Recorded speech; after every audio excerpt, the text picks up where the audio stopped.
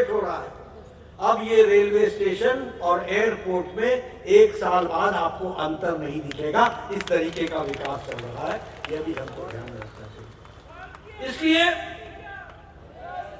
अब मैं शिवाजी महाराज टर्मिनस की बात करूं तो 1800 करोड़ रुपए खर्च हो रहे हैं और जो 4,50,000 कम्यूटर्स प्रतिदिन जाते हैं, अब उसका रीडेवलपमेंट हो रहा है और वह स्टेट ऑफ आर्ट बन करके तैयार होगा। शिवाजी टर्मिनस, महाराज टर्मिनस, इसको भी हमको ध्यान में रखना चाहिए। और उसी तरीके से sewage plant, 7 sewage plant Mumbai को, एक बहुत बड़े इलाके को, वो जो थिकली पॉपुलेटेड है, उसको भी एक नया अरमानों के साथ एक स्वच्छ जीवन जीने का भी मौका मिलेगा और अरब सागर में जो गंद जाता था उसको भी हम रोक सकेंगे। यह भी उस समय संभव होता है। इसलिए चाहे डेवलपमेंट की, जैसा मैंने कहा, आज महाराष्ट्र में वंदे भारत की 7 ट्रेनें चल रही, 7 ट्रेन आज all India institute of medical sciences Nagpur में बन करके तैयार हो गया। आज मेडिकल कॉलेजेस की श्रृंखला लग गई है। इसलिए विकास चाहे देश का हो चाहे महाराष्ट्र का हो, हमेशा भारत में एनडीए में मोदी जी के नेतृत्व में विकास ने एक नई छलांग लगाई है। मैं जब आपसे अमृत भारत रेलवे स्टेशन के बारे में बोल रहा था तो मेरी गिनती गड़बड़ हो गई थी, मैंने 26 बताया। 126 स्टेशन महाराष्ट्र में अमृत भारत में रेनोवेट हुए हैं, 126। मित्रों, डबल इंजन के कारण आज विकास के दृष्टि से, चाहे मुंबई कोस्टल रोड हो, चाहे Navi Mumbai first metro railway line हो, या चाहे मराठवाड़ा वाटर ग्रिड हो, ये सारे विकास की दृष्टि से एक बहुत तीव्र गति से आगे चलने का कार्य कर रहे हैं। मैं आपसे एक निवेदन करना चाहता हूँ, ये जो सौभाग्यशाली समय है, इस सौभाग्यशाली समय के हम भागीदार हैं, ये हमारी जिम्मेवारी है।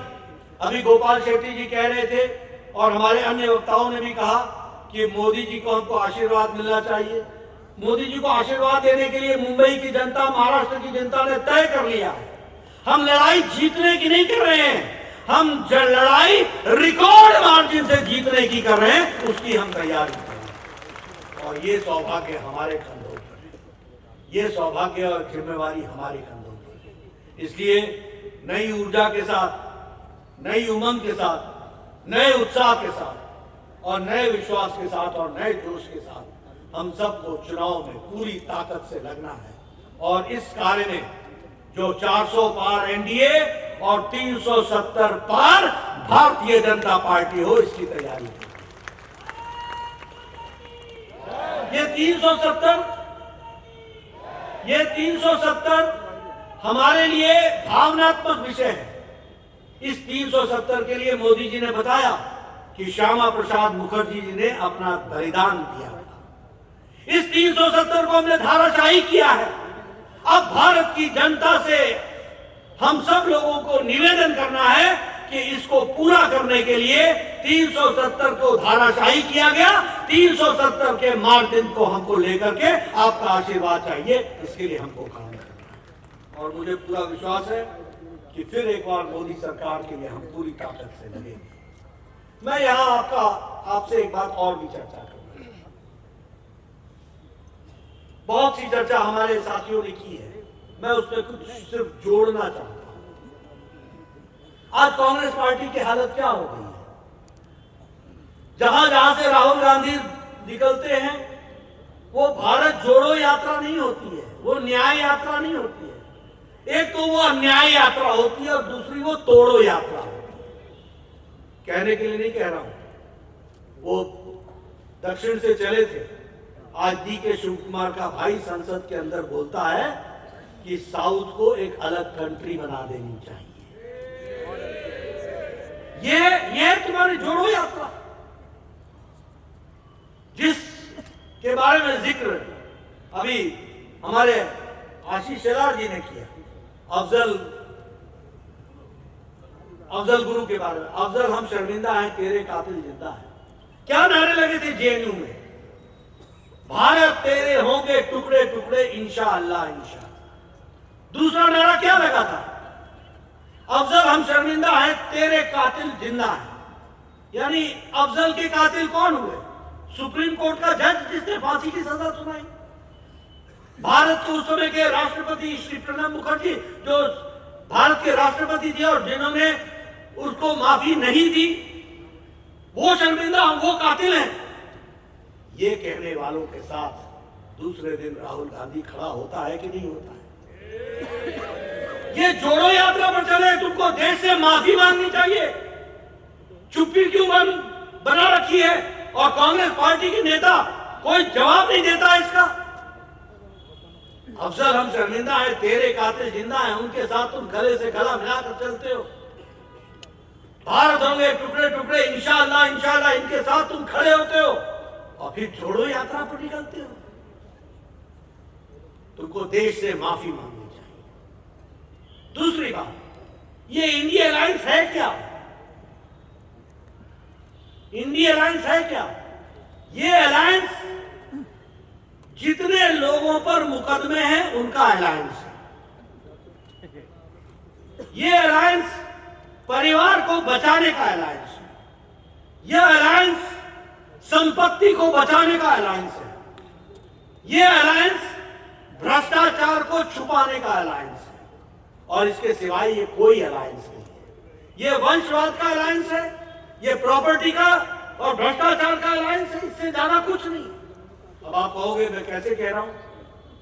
बताइए, फरूक अब्दुल्ला के बाद उमर अब्दुल्ला है कि नहीं है? प्रकाश सिंह बादल के बाद सुखबीर बादल है कि नहीं है? मुलायम सिंह के बाद अखिलेश आ गए कि नहीं? अखिलेश के बाद डिम्पल आ गई कि नहीं? चाचा जाए जहां जाना है। लालू के बाद रावड़ी आई कि नहीं? रावड़ी के बाद तेजस्वी आया कि नहीं? तेजस्वी के साथ मीसा आई कि नहीं? मीसा के साथ तेज प्रताप आया कि नहीं? आप बताइए, ये पीसी और भाईपो, पीसी बंगला में बुआ को बोलते हैं, ये ममता बुआ और भाईपो मतलब भतीजा उसका, ये दोनों पीसी भाईपो, ये परिवार है कि नहीं है?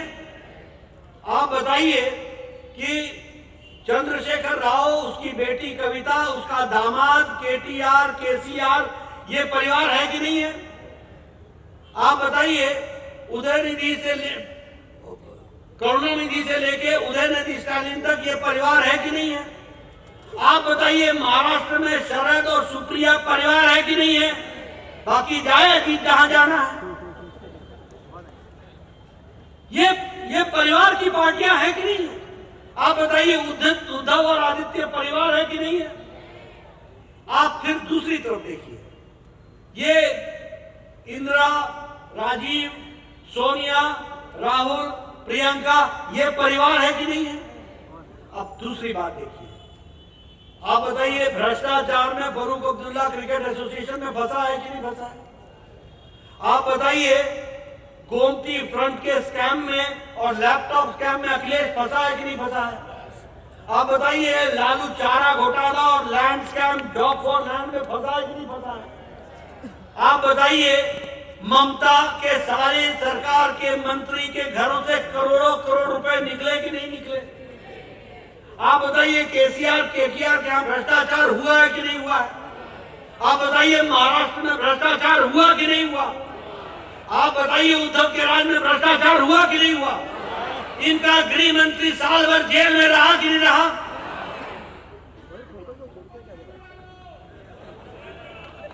तो 2024 का नतीजा निकालो।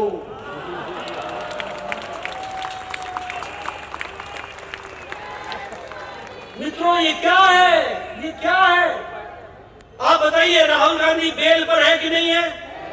आप बोलिए, सोनिया गांधी बेल पर है कि नहीं है? ये कैसा नेतृत्व है भाई?